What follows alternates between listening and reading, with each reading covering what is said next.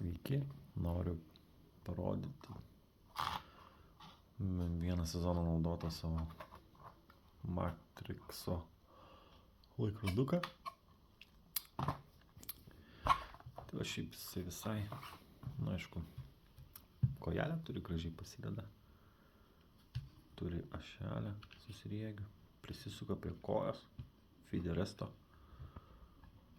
Visai patogu. Veikimas, tai pasileidi, sustabdai ir resetas.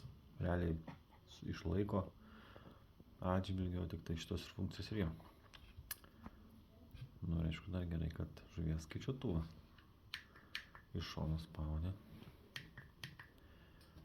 Tik toks,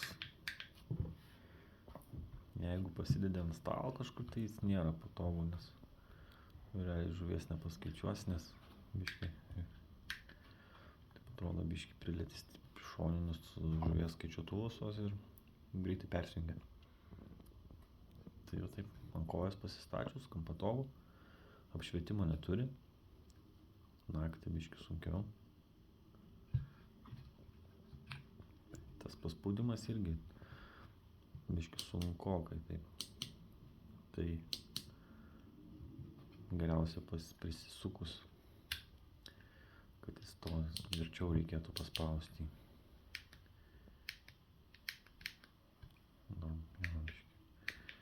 Dar viena knopkė visą sezoną vargau iš vis buvo tokia jautri. Vos prisiliesdavau ir perimdavau. Kažkaip biškai pastovėjo atsigavo. Elementas laiko gerai. Tai va tiek.